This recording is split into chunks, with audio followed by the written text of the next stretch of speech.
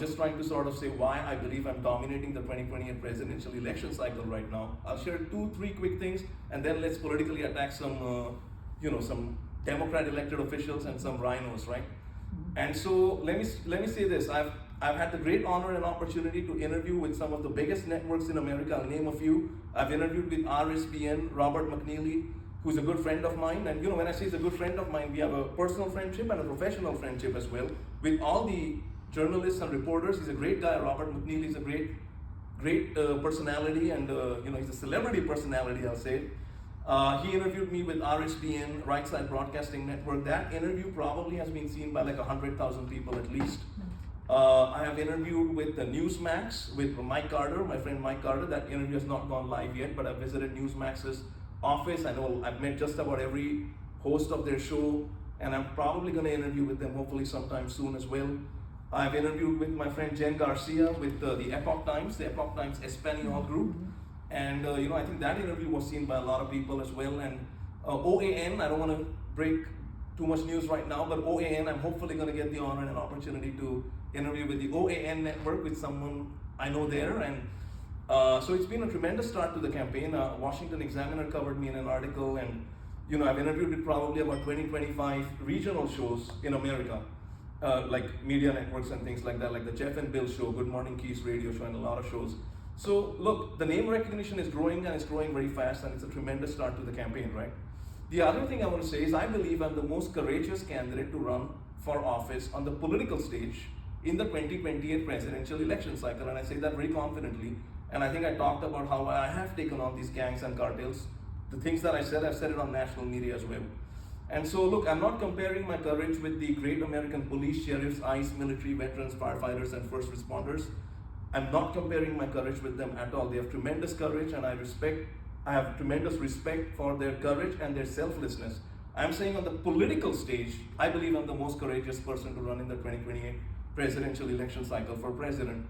And I believe I'm one of the best interviews in America. And look, I don't want to say this in a pompous capacity, but sometimes you have to drive home the point in a way that probably comes across as a little bit not humble. And I think I'm a very humble guy. I think I'm a very nice guy unless someone runs against me, right? But in that case, I'm not a nice guy. The gloves are usually off, right? Almost always the gloves are off. Strategically, sometimes you want to take the gloves not off because the other person is not showing up in the polls or something like that. Usually you want to hit the opposition politically hard, right? And I do that in a very strong way, either in the form of a counterpunch or I take the initiative and politically attack the opposition. And so, look, these are some of the reasons. The final reason I will say is I'm glorifying God, like I said to my friend Cecile a little while back. I'm glorifying God, I'm glorifying Jesus Christ as Lord and Savior through my campaign in a way that's never been done before on the political stage for a presidential election. And look, I respect all religions. I want to say that very strongly. But I am Christian. I believe in Jesus Christ as Lord and Savior. I believe the Bible is the Word of God. And so these are some of the reasons why the campaign is doing tremendously well. And now let's get to what I think is the best part of the speech, right? I like it. Hopefully you'll like it as well, right? Let's politically attack some people, right? How about that? Let's get some aggression into this speech, politically speaking. And so let's do this. Let's talk about some Republican opponents who I believe will run against me in the 2028 presidential election cycle. And then let's talk about some Democrat opponents who I believe will run against me in the 2028 presidential election cycle, all right? How much time do I have, Cecile? Do you know approximately? I know I have 40 minutes. I want to make sure I respect the time duration and at the same time politically attack all my opponents. You've got about 20 minutes. Awesome. I think we have enough time to at least the initial political attacks against some of these people, right? So let's talk about Ron DeSanctimonious, right? Ron DeSanctimonious is, in my opinion, the most disloyal person in America. And look, I'm not saying that Ron DeSanctimonious is the most disloyal elected official in America. I'm not saying that. I'm saying he's the most disloyal person in America, and I'll explain exactly why right now. And before I say that, I want to say this: Ron DeSanctimonious walks like a duck, right? President Trump said that very strongly during his 2024 presidential election campaign. He said Ron DeSanctimonious walks like a duck. So I'll share with you exactly why I believe Ron DeSanctimonious is the most disloyal person in America. So look, Ron DeSanctimonious was dropping like a rock in the polls during his first governor run in Florida. He was dropping like a rock in the polls He was trailing his opposition, and he's not really an impressive guy. Ron DeSanctimonious is not an impressive guy. You look at him speak, he's not an impressive guy. But, he was dropping like a rock in the polls. And so, Ron DeSanctimonious waddled towards President Donald J. Trump and begged President Donald J. Trump for his endorsement for the first governor's election in Florida. And President Trump is a really great man and a very generous man and a nice man, and he endorsed Ron DeSanctimonious for his first governor's election. And primarily because of that endorsement from President Donald J. Trump, Ron DeSanctimonious became governor of Florida. And how does Ron DeSanctimonious show his gratitude towards President Donald J. Trump? Ron DeSanctimonious decides to run against President Trump in the 2024 primary election cycle and enjoys a massive defeat at the hand of MAGA and at the hands of President Donald J. Trump. And so I'll say this very strongly. I'll say two things about Ron DeSanctimonious, all right? Maybe we should call him Wrong DeSanctimonious. Maybe that's not a bad way to say it as well. But Ron DeSanctimonious is a bad guy. And so I'll say two things about Ron DeSanctimonious right now, all right? The first thing I'll say is Ron DeSanctimonious, when he decided to run against President Donald J. Trump in the primary phase of the election in 2024, waddled away from MAGA. And MAGA has now strongly walked away from Ron DeSanctimonious. And that's the way it stands, and that's the way it will always stand. I want Ron DeSanctimonious to run against me because I'm looking forward to defeating him very strongly and very handily. All right? The other thing I want to say is, look, ask yourself the simple question, right? If Ron DeSanctimonious could not be loyal to the man who made him, basically through his endorsement, governor of Florida, do you think he will be loyal to you, our great American people? I don't think so. Think about it. Nikki Birdbrain Haley, right? And I thought maybe Nikki Birdbrain Haley would say, maybe she doesn't like the name Nikki Birdbrain Haley. President Trump called her that during the 2024 primary phase of the election. And so I said, all right, let's call her something different. So I call her Nikki Birdbrain Democrat running as a Republican Haley, right? because a lot of her support came from the liberal people during the primary phase of the election in New Hampshire and different places. And so look, I say this, Nikki Birdbrain, Democrat running as a Republican Haley, is also a disloyal person of the highest order, right? Like Ron DeSanctimonious is a disloyal person. And I'll share exactly why. Nikki Birdbrain Haley was appointed ambassador to the United Nations by President Donald J. Trump. She said on television she will not run against President Donald J. Trump for the 2024 presidential election cycle. And she still runs against President Donald J. Trump. I think it's very disloyal, and we don't want these rhinos getting anywhere near the White House. The other thing I want to share with you is Glenn Inauthentic Rhino Youngkin. He's a Virginia governor, and he's a fake plastic political guy. Glenn Youngkin is a fake plastic political guy. And he's this tall guy, and I have nothing against tall people. Right? I know a lot of people who are taller than me, and they're great people. But I'll say this, long story short, I'll say this. Glenn Inauthentic Rhino, fake plastic political guy Youngkin is a rhino because he did not endorse President Donald J. Trump for a majority of the primary phase of the election in 2024.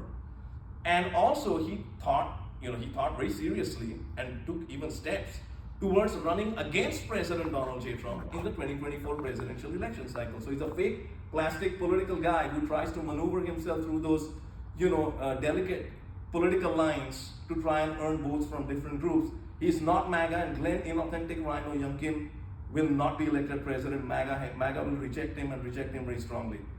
And let's talk about a few other people while we're at it, right? Why not? Let's talk about, I want to talk about Vivek Ramaswamy. I call him opportunistic rhino, weak little Vivek. That's what I call him. And I know Mr. Bobby probably likes him a little bit, but we're going to change his mind a little bit right now, right? So let's do this. Let's do this. All right, so opportunistic rhino, weak little Vivek is how we call him, right? And so look, Ramaswamy is trying to posture himself as this President Trump supporter. My simple question to opportunistic rhino, weak little Vivek, very simple question, is this. If you are a loyal President Donald J. Trump supporter, why did you run against him in the 2024 primary election for president? Why did you run against him? Look, when you run against someone for an election, you're most definitely looking to defeat the opposition And if the opportunity presents itself, and if it's the right thing to do, you're looking to politically decimate the opposition. So while opportunistic rhino weak little Vivek and his team were trying to, plot against President Trump politically for the campaign, I, Gary Barve, loyally supported President Donald J. Trump. I did not dream about running against President Donald J. Trump in the 2024 presidential election cycle, while these people ran against President Trump, and then, they lost handily. He got like 6, 7, 8% of the vote in Iowa, Ramaswamy, and then immediately dropped out of the election, and, started supporting President Trump. And so he's a political guy. And, the other thing I want to say, I was thinking, should I say it, should I not? I'm going to say it, all right? So let's politically maneuver a little bit, right? Let's say, on a slightly different topic, I will say this. If you're a Christian or any religion, vote with your heart. If you're a great American patriot who loves President Trump, loves our country, the greatest country in the world, the United States of America, and loves our great American people, vote for me, Gary Barve, for President of the United States of America 2028 election, Republican supporter of President Trump. And I promise you today that if I get elected the 48th President of the United States of America, as a Republican supporter of President Trump, I will always make decisions for our country, keeping you, our American people, first, and our country, America, first. And, there are other guys on the Republican side. Ted Cruz. Ted Cruz is a real beauty, right? Ted Cruz is a real beauty. This guy used underhanded tactics to steal votes from Ben Carson, who I like. I like Ben Carson. I actually traveled. I've never shared this story before. I actually traveled, if I'm not mistaken, from Iowa to, I think it was Georgia, for a Believers event. This was during the 2024 presidential election cycle, because Ben Carson was headlining that event. And so Ben Carson is an awesome guy, and this Ted Cruz guy who used underhanded tactics to steal votes from Ben Carson, he's a bad guy. Ted Cruz is a bad guy. And there's a lot of things I can say against Ted Cruz. He's got this monotone manner of communicating during interviews. No one really tunes into what Ted Cruz has to say anymore. And look at some of his recent interviews, and you'll know exactly what I'm talking about, right? And so Ted Cruz might run against me, and there might be a few other people, Chris Colossal, Rhino Christie, and a lot of people. But I want to get to the Democrat opponents, right? Let's politically decimate some Democrat elected officials and people who I believe will run against me in the 2028 presidential election cycle. Let's start with, who do you want to start with? Gavin Newsom? No one likes Gavin Newsom, right? So let's talk about Gavin Newsom. He's the California governor, and he's the worst governor in America. Gavin Newsom is the worst governor in America. And businesses and people are leaving California in numbers. He supports open borders, he supports sanctuary cities. Sanctuary cities, it's a safe haven for criminals, gangs, cartels, drug dealers, drug smugglers, and human traffickers. Why would anyone support sanctuary cities? Gavin Newsom's a bad guy, unless you want to call him something different, but he's a bad guy who's supporting these gangs and cartels such as MS-13, Tren de Aragua, by supporting sanctuary cities. And but here's my biggest criticism when it comes to Gavin Newsom, all right, you ready?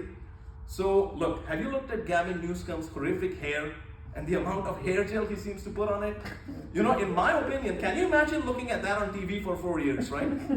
I believe that itself should, in my opinion, be an immediate disqualifier for Gavin Newsom to be president or run for president. And I sort of say that tongue in cheek, but we will not allow Gavin Newsom to get anywhere near the White House, because America will never run on Gavin Newsom's California last policies. And I want to share another quick thing about Gavin Newsom, right? I shared this on social media a few weeks back.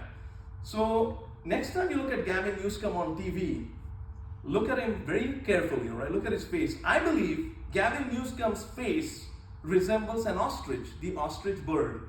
And look, I have nothing against the ostrich bird. I like the ostrich bird. I think the ostrich is a fine bird.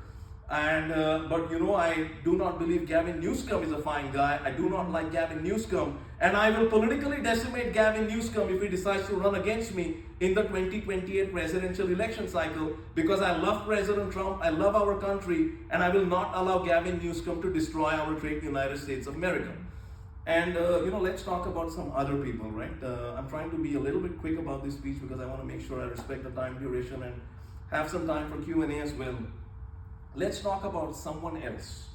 let's talk about Kamala, right? No one likes Kamala. And I want to share this with you. I actually came up with a name for a podcast. If any one of you wants to start a podcast, be my guest, right? It'll be a tremendous name for a podcast. And the name of the podcast is very simple. It's this: Everyone Loves Trump and No One Loves Kamala. I think it'll be a tremendous name for a podcast. I'm actually thinking of getting a copyright on it. And so look, President Trump made a tremendous post on campaign social media a few months back during the 2024 presidential election cycle. He said, Kamala Harris is dumb as a rock. And I do believe Kamala Harris is dumb as a rock. I mean, a friend of mine said to me a few months back, he said to me, Gary, Kamala is an empty suit, S-U-I-T, empty suit, which means she's an unremarkable person. And I do believe Kamala is an unremarkable person. I mean, just look at her word salads, right? She says a few things that she somehow manages to string together. And at the end of the few sentences that she somehow manages to string together, there's hardly any sense that comes out of it. You contrast that with President Donald J. Trump's tremendous advice, wisdom, encouragement through his books, videos, and interviews, such as his book, Think Big, which I believe is the greatest book ever written after the Bible. That itself is a big difference between Kamala and President Trump, and also I would say Kamala and me. By the way, I have written a book. I never in my dreams thought I will write a book. I wrote a book. It's titled One Nation Under God. It's on Amazon, Barnes & Noble, and Apple iBooks. And it's got me wearing the Trump hat on the front page with the US flag on it. And but Kamala is an incompetent person, and President Trump politically decimated Kamala. Like I said, all 7 battleground states, President Trump won one after the other in what I'm calling the greatest political comeback in the history of our country from President Donald J. Trump. And let's talk about a few other people. Let's talk about a far-left socialist Democrat. Let's talk about Alexandria Ocasio-Cortez, right? Some people call her AOC. I believe Alexandria Ocasio-Cortez, in my opinion, she's one of the stupidest people on the planet, if not the stupidest person on the planet. And the only reason I say she's one of the stupidest people on the planet is because there are a lot of Democrat elected officials who compete for that stupidest person on the planet position, right, or title. And so, look, Alexandria Ocasio-Cortez is a far-left socialist Democrat, and if she gets anywhere near the White House, she will destroy our great United States of America, and I'm not going to allow that to happen. And so, look, it's very simple. Alexandria Ocasio-Cortez, I want to share this with you. Look, 2 things I want to share about Alexandria Ocasio-Cortez, and the reason I share these things with you is because she is the America Last candidate. Alexandria Ocasio-Cortez, in my opinion, hates our great American people, and she hates our great United States of America. But I'll share 2 things with you, right? Next time you see Alexandria Ocasio-Cortez on TV, and not a lot of channels put her up on TV anyways, right? Why would they? But she goes on TV. I watched her once on TV, right? And I said, what an annoying voice. Think about it. Listen to her very carefully. She has, I would say, one of the most annoying voices on television. And President Trump has this awesome, big, booming voice, right? Alexandria Ocasio-Cortez has an annoying voice. And the other thing I want to share with you is next time you look at Alexandria Ocasio-Cortez on TV, look at her very carefully, especially her eyebrows. She has the worst looking eyebrows of anyone I've ever seen on the planet. And I'm not saying one of the worst in this scenario. I'm saying she has the worst looking eyebrows ever. Do a close-up on the eyebrows. It's the worst looking eyebrows ever. And look, I don't want to politically attack Alexandria Ocasio-Cortez on her attributes or lack of her attributes, but I'm doing it mainly because she is the America Last candidate, and she will not be allowed to get anywhere near the White House, because I will politically decimate Alexandria Ocasio-Cortez if she decides to run against me in the 2028 presidential election cycle, because I love our great United States of America.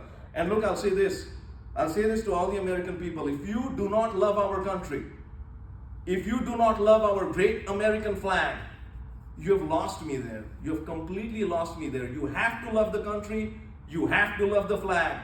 And I'll say this very confidently: we are the greatest country in the world. I've visited, like 15, 20 countries all across the world. And I've seen it. Some countries are great. Some countries are okay. Some countries are not so great.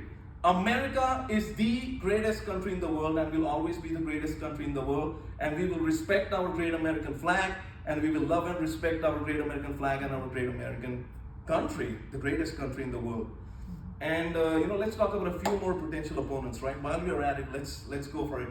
So let's talk about Bernie Sanders, right? Okay. He's this far left socialist guy, and he was saying, he wants to jump on the ticket with Alexandria Ocasio-Cortez. That'll be quite a sight, right?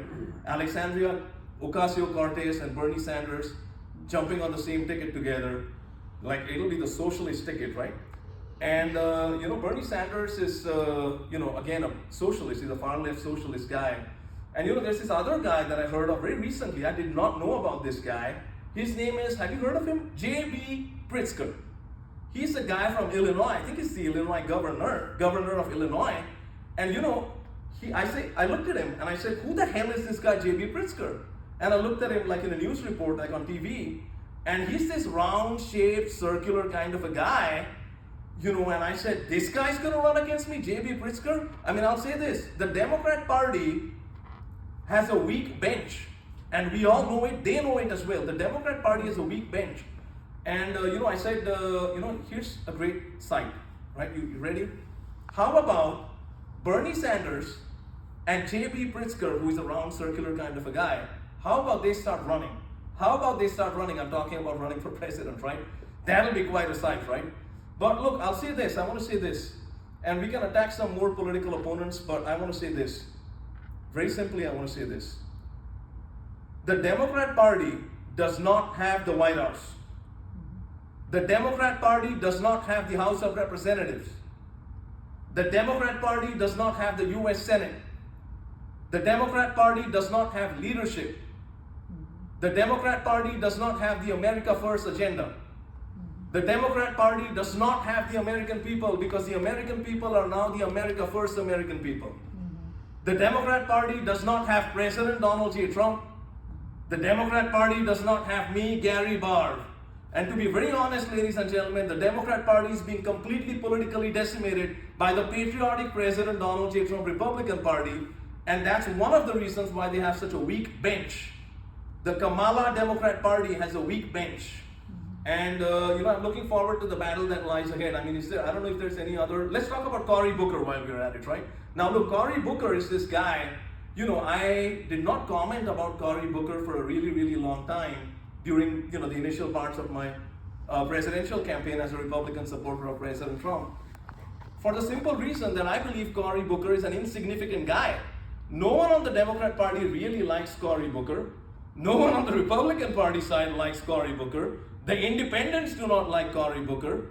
And Cory Booker is just completely, in my opinion, an insignificant guy. And the other thing I want to say about Cory Booker is, if you look at him on TV or in some of the pictures, have you noticed that he wears a really oversized suit jacket?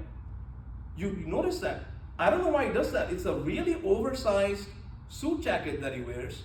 And he's already a very ordinary looking guy. And that suit jacket makes him look really, really awful. And so, and he does not like President Trump. Cory Booker does not like President Trump. And so, look, I am looking forward to the battle that lies ahead, and I will politically decimate every opponent that runs against me in the primary phase of the election, in the 2028 election cycle, Republican side, and who runs against me on the Democrat side in the general election if I become the Republican nominee. And I want to share two quick things with you, and then I'll open it up for questions, all right?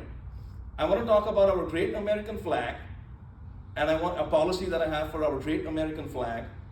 I want to talk about the page 38 news interview, which I mentioned a little while back during the speech. And I'm going to keep a little bit of mystery going, right? But I'll share a little bit of detail about it with you. And then I'll share two lines with you, and then I'll open it up for questions. Would that be okay? All right, so let's talk about our great American flag, all right? Very simply, I've made a policy, all right? I've made a patriotic policy that to me is very important, and we're going to get it done if I get elected the 40th president of the United States of America as a Republican supporter of President Trump. Here's the policy. So if you would have noticed, on certain occasions, our great American flag, I love our great American flag. On certain occasions, our great American flag flies what they call half-staff or half-mast, right? They call it half-staff or half-mast, and that is to show respect to certain situations and events as a country. Like, for example, when Jimmy Carter died recently, our great American flag was flying half-staff or half-mast, right? And there's this great a speech by President Trump. And in the speech, President Trump says, "Have you challenged accepted wisdom?" And I said to myself, in this circumstance, I want to challenge accepted wisdom because I love our great American flag, and I want to see our great American flag fly high and proud, 24/7, 365, full staff, full mast, all the time. I want our friends to see our great American flag fly high and proud. I want our enemies to see our great American flag fly high and proud. I want our great American people to see our great American flag fly high and proud, 24/7, 365. So I came up with a policy. I said this: if I get elected the next and the 48th President of the United States of America as a Republican supporter of President Trump, I will make sure that the American flag, the great American flag, will always and forever, 24/7, 365, fly high and proud, full staff, full mast, all the time. And look, I support showing respect to certain situations and events as a country. I support that, but we will find an alternate way to show respect to certain situations and events as a country. The flag will always fly high and proud, 24/7, 365. And the other thing I want to share with you is, I said I'll talk about the Page 38 interview that I did with my friend Brett Boswell. And like I said, he's a friend of mine, but we also have a personal friendship and a professional friendship with all the journalists and all the great American patriotic media personnel that I've met with. I'll say this: the patriotic American media and Gary Barve, it's a love fest between us. They love me and I love them, and that's how it'll always be. And but I did an interview with Page 38 News earlier today, and I made a post on campaign social media a long time back, probably a few months back, and I said, I know who I want my vice president to be, but I will not disclose it at this time. I said that a few months back on campaign social media. And one of the reasons I did this is because I knew who I want even at that time for my vice president. And internally within the team, we had discussions about this and things like that, right? But I didn't disclose it. One of the reasons being I wanted to generate a little bit of buzz, right? And it worked to a certain extent. A lot of people started asking me, who's your vice president pick? Who's your vice president pick? On air, off air, meetings, events, people ask me this question. And I like that. It creates a little bit of mystery about the campaign, a buzz about the campaign, which I like. That's one of the reasons why I did that. But look, I said, like I said, right, I did 20, 25 media interviews with a lot of regional networks across the country. But what happened was I started getting some attention from national media networks. Like I said, right, I've interviewed with RSPN, Newsmax, Epoch Times, hopefully with OAN sometime very soon. So I sort of said, okay, now is a good time to say who I want my vice presidential pick to be. And I disclosed the name on my campaign social media a few days back. I would say probably 10 days back or something like that, a few days back. I've mentioned who that individual is, and I could very easily say it right now. It's on my campaign social media, but I'm not going to say the name right now because for the same reason I want to keep a little bit of mystery going. But you can look at it on my campaign social media. But I do want to say this: Page 38 News has covered this on their platform. They interviewed me today. It was a video interview. They will release this interview on their social media, on their news network, Page 38 News. Brett Boswell is I believe it's his news publication. And that video will be posted, I think, on July 4th, which is a great day for America. And so, look, that's all I want to say. Other than the final two lines, which I said I will say, and then I'll open it up for questions. I hope this was an interesting speech. I would say this is probably the longest speech that I've given. I hope this is an interesting speech for you. I could go on and on and on for a long time. And you can ask me whatever questions you want, open book, any question works. I want to leave it with two lines, just the speech part of it, with two lines. I want to say this. I said at the end of, look, I sing a little bit. Believe it or not, I sing like music. And I'm not a professional singer, but I've sung like Ed Sheeran songs, like Perfect and Photograph, Elvis Presley, Boyzone, which is a band that I listened to when I was growing up. And I've also listened to Metallica. I've sung Nothing Else Matters by Metallica. And I most recently sang a song from John Kahn. And his song, the name of his song is Fighter. Right? John Kahn's song is Fighter. And I think he dedicated this song, Fighter, to President Donald J. Trump. And I sang that song. And at the end of the song, again, I'm not a professional singer, but I think I'm okay, right? And so at the end of the song, I said this line. I said, we have already won and saved America. They just do not know it yet. And the reason I said this, I'm going to say it this way. The reason I said this is very simple. Look, I respect all religions, but I'm Christian. I believe in Jesus Christ as Lord and Savior. I believe the Bible is the Word of God. And like I said a long time back, Jesus Christ is with President Trump. Jesus Christ is with our country, the greatest country in the world, the United States of America. And Jesus Christ is with you, our great American people. And Jesus Christ is with me. And we're going to make America great again, keep America great, and save America. I also said a long time back that President Trump is a big Christian, and on air, not just one-on-one conversations, on air, on media shows, I said President Trump is a big Christian, and that's one of the reasons why he won the election, along with the fact that he's a fighter and a lot of other reasons. And so I said this very simply, and I'm going to leave a little bit of mystery to it, and I think you can connect the dots very easily. And you won't even have to go on social media to understand who my vice presidential pick is. But I say this very simply. Jesus Christ has already won. Jesus Christ has already won. As a believer in Jesus Christ as Lord and Savior, we get eternal life. Jesus Christ has already won. And so for that reason, I say, we have already won and saved America. They just do not know it yet. And I'll end it with this. We are one nation under God, and in God we trust. May God bless you. And may God bless the United States of America, the greatest country on earth. Thank you, and let's win this. Make America great again. Keep America great, and save America. I'm happy to answer any questions that you might have. Open book. And if you want to keep recording the Q&A, that's fine as well, sir. Okay. So, Yes, ma'am. if you don't mind me asking, what is your background? Where did you come from? And are you going to come back to Yuma? Yes, I would love to. I live in Scottsdale, Arizona. Okay. And I was born in Summit, New Jersey in 1984. Mm-hmm. And I would have loved to grow up in our great United States of America. I was born in 1984, so I'm 40 years old. And unfortunately what happened was my family relocated to India when I was about 4.5 years old. And at 4.5 years old, you don't really have much of a say in these decisions, right? I would have loved to grow up in America. But after my undergrad, I came back home. I was in Massachusetts. I was working in the financial technology industry. I then relocated to Dallas, Texas. I went to SMU, Southern Methodist University, got my master's in business administration in entrepreneurial strategy and marketing. And at the final stages, at the end of the MBA course, almost like the final stages of the MBA course, tragedy struck my life. I was diagnosed with a clinical depression-related illness right at the final stages of my MBA course. And I struggled and battled with this illness for many years. I call it the former clinical depression-related illness because I have now made a complete recovery from my battle with the former clinical depression-related illness. And I thank Jesus Christ as Lord and Savior for this ability to conquer this really horrific clinical depression-related illness. I say this, I would not wish, I've been through some horrific times in my life. Like I've seen the depth of depression, the depth of darkness, bad times. But I will say this, I would not wish this clinical depression-related illness on my worst enemy, other than maybe some corrupt Democrat elected officials, right? Maybe some of those people deserve it. No, really, because they're destroying our country, or were destroying our country in the previous administration, and I love our great United States of America. But I thank Jesus Christ as Lord and Savior for giving me the ability to conquer this illness.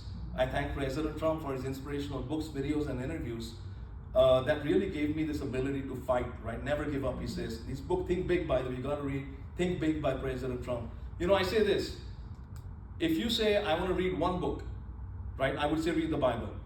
But if you say, in addition to the Bible, you want to read one book, right? You would either read Think Big by President Trump, or you would read One Nation Under God by Gary Barve, which the book that I have written.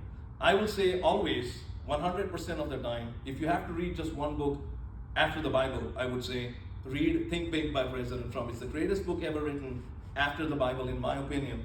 And it's had a tremendous positive impact on my life. And so I thank President Trump for this, ability that I got to battle this former clinical depression-related illness. I thank my mom and my dad for this. They helped me during this time of, the battle with the clinical depression-related illness. And I thank the medical staff and my friends for giving me this ability again to conquer this former clinical depression-related illness. And but in spite of that diagnosis, I completed my MBA and relocated to California. And I was working in the technology arena. But technology is not my calling in life. I was working in technology sales. Technology is not my calling in life, and I have nothing against the technology industry. But technology is not my calling in life, and I wanted to serve the country. And long story short, I decided to run for city council in the 2020 election as a Republican supporter of President Trump, and in District 6 in Santa Clara, California. And I wore a red Make Santa Clara Great hat during that campaign, and we had a tremendous result. You know, we got 23% of the vote in a 3-person race, and there were, to my memory, only about 17% Republicans in the district that I was running in. So we had a tremendous result. Got, you know, considering it was my first campaign as a candidate, you know, we got a lot of press coverage, and it was just a tremendous campaign. And we surpassed everyone's expectations with that result. I then relocated to Lynchburg, Virginia, became a student at Liberty University, which is, I'm sure you know, one of the largest Christian schools in America. Completed one course there, got baptized at Thomas Road Baptist Church in Lynchburg, Virginia. Relocated to Florida and ran for US Congress in the 23rd District in Florida as a Republican supporter of President Trump, and then decided to run for president. Relocated to Iowa. I was living in Iowa. By the way, a lot of great American farmers in Iowa. I have a gentleman who is working with my campaign. He's a great American patriotic Trump supporting farmer. And you know, they're great people. I love our great American farmers. You know, they're patriotic people who love the country. And you know, I'll say this, you know, a lot of our farmers, and you know, the people that I mentioned in the previous part of my speech, you know, a lot of the people in these groups, I believe, are simple people, and I say that in a positive way. I say that in a positive light. They're simple people who love the country, and I believe there are a lot of elected officials, especially on the Democrat side, who take advantage of these people who are patriotic people who love the country. And I don't like that. And so I'm fighting for the hardworking, patriotic American people who love our country and love our great American flag and love President Trump. And so, you know, I think, so I was in Iowa for a little while, and then I relocated to Arizona. Like I said, I live in Scottsdale, Arizona. I've campaigned all across the country. Like I said earlier, I've met with President Trump. I have been to Mar-a-Lago a few times. I've talked at many different events, done a lot of media, and so we're having a tremendous start to the campaign. And you know, like I said, the vice presidential pick that I mentioned, I think it's very easy for anyone to guess based upon what I said, but I think that's going to be the biggest news in the country if it happens. We'll see what happens, but so that's sort of my background, and I hope I answered your question in a very direct way. Thank you. When did when did you come back from India? Well, first I want to say Bobby, I knew you didn't have a Spanish accent, you know, right? Well, first I want to say, listening to you, I knew it was from India, but do you speak Hindi? Or? Well, first I want to say thank you for your service to our country. I know you said to me earlier you're a great American firefighter. Thank you for your service to our country. No, it takes a lot of courage to go into the fire, whether it's running towards the bullets. Or stupidity. No, I wouldn't say that. I mean, only a humble person would say that. It's stupidity. I wouldn't say that at all. Maybe some Democrat elected officials believe that. Who knows? But you know, it takes a lot of courage, a lot of bravery, a lot of you know, determination, grit, and courage to do what you do. And I really appreciate you for that. You know, I will say this. I said this in my book, One Nation Under God. I'll answer your question as well. I said this in my book, One Nation Under God. I speak English. And English is America's language, and I believe it is now the national language, and as well, if I'm not mistaken, President Trump did that, I think. But look, let me complete my thought. Let me finish what I have to say, because otherwise it'll be misrepresentation of my belief, and I don't want that to happen. But this wasn't where I was going. But let me answer it so that I give full context to the situation. All right. I respect people's right to speak a language that they want. I will say under most circumstances, right? Very rare circumstances. You know, I want to leave.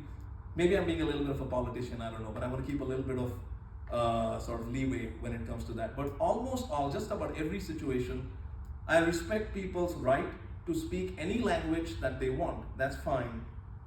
But I personally, not a policy position, personally, I love English, and English is America's language, and I love speaking English. And so if I did not answer your question more directly, I'll give you a follow-up. Yes, sir. You lived in India for how long?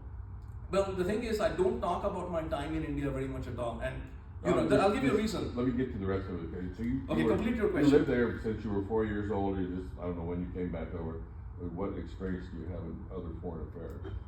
What do you mean by other foreign affairs? Could you like elaborate on that? Secretary of State would be dealing with it, and then as Trump would go over there to the NATO thing, and those kind of things. Well, the first thing I'll say is I don't talk about my time in India very much at all. I'm going to answer your question completely, right? But I'm going to give you some context. Well, I've never been to a country that's not Mexico or Canada, so. That's all right. No, I respect your question, but I'm going to answer it, and I'm going to answer it in a relatively long-winded way so that you get context, and I'll give you another follow-up if you want. Okay, so let me say this. I've been asked this question. I got to answer this question because otherwise. All right, we're an hour into this. Oh, really? Now look, I love you guys. I mean, the time really flies, right, when I'm talking with you guys. But let me say this. I'm going to answer this question, and then we'll end it if that is what the chairman and the vice chairman of this awesome group wants. Happy to do that, but I think with respect to this gentleman here, I want to answer your question, all right? So let me say this.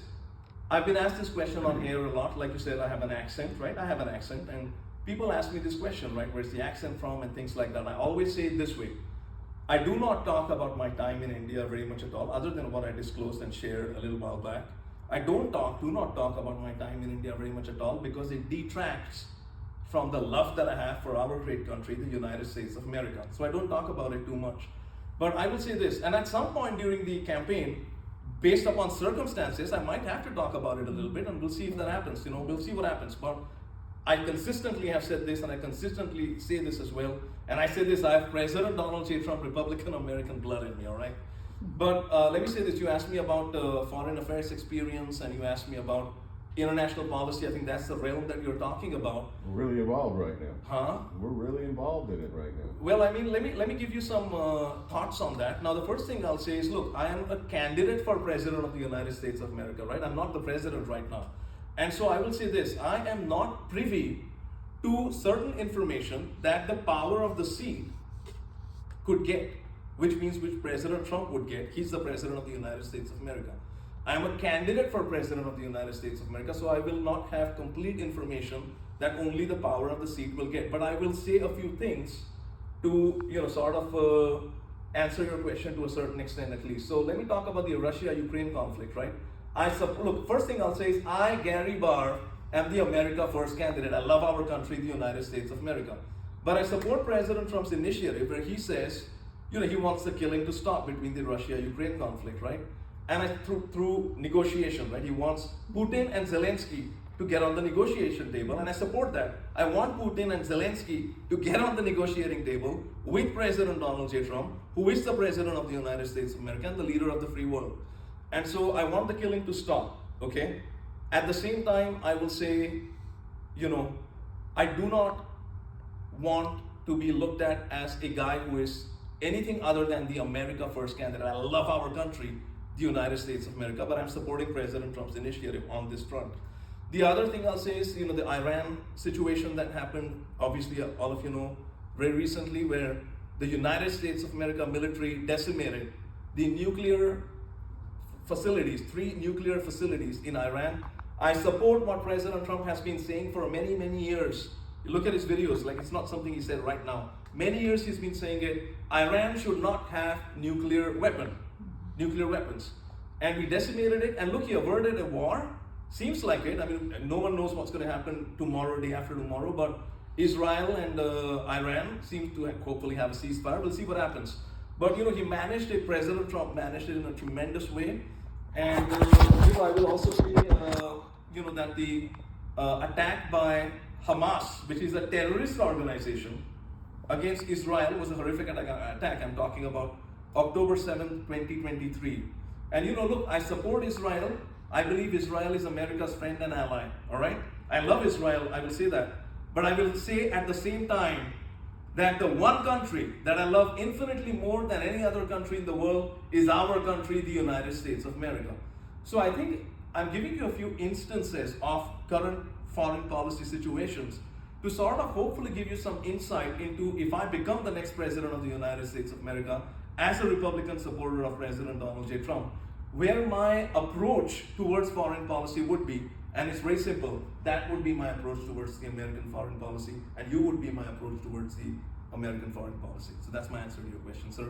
And I wanted to give you a follow-up, but I want to respect the chairman and the vice chairman of this awesome group. And in Yuma, Arizona, I want to thank all of you. I know it's not the biggest turnout because of a few reasons, but it worked out. I got the honor and opportunity to talk in front of some great American patriotic people. And I will say this again, we are one nation under God, and in God we trust.